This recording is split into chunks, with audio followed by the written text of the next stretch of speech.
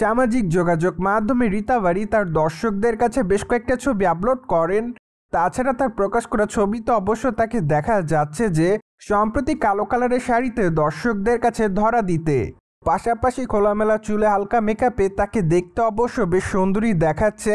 তাই তো বলাই বাহুল্য যে বর্তমানে তার রূপের প্রতি নতুন করে দিশেহারা হতে দেখা যায় তার সকল দর্শকদের।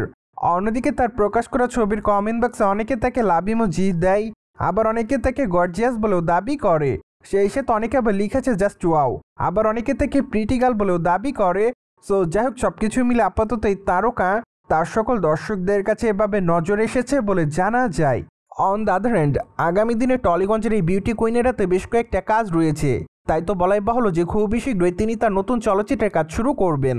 পাশাপাশি অবশ্য তাকে আগামী দিন ওয়েব সিরিজে অভিনয় করতে দেখা যাবে, যার প্রেক্ষাপটে বলাই বাহুল্য যে খুবই ব্যস্ততার মধ্যে রয়েছে এই সুন্দরী তারকা।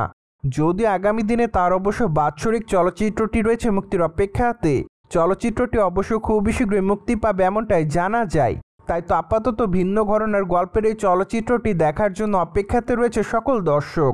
মোরওভার এই নায়িকাকে সর্বশেষ শাখা প্রশাখা ওয়েব সিরিজ অভিনয় করতে দেখা যায়, সেখানে অবশ্য তার অভিনয় রীতিমতো তার দর্শকদের কাছে নজর কাড়ে। আর এজন্যই বলাই বাহুল্য যে সম্প্রতি তিনি তার দর্শকদের কাছে নতুন করে আলোচনার জন্ম দেয়। বাইরে আপনারা সকলে জানেন যে টলিগঞ্জের দর্শকপ্রিয় তারকাদের মধ্যে অন্যতম রীতা বারি চক্রবর্তী। তাছাড়া এই তারকা তার কেরিয়ারে একাধিক চলচ্চিত্রের মধ্যে উপহার দিয়েছে তিনি তার দর্শকদের। যদিও মাঝে মাঝে অবশ্য বোল্ড অবতারে ধরা দেওয়ার জন্য খবরের লাইমলাইটে থাকেন তিনি।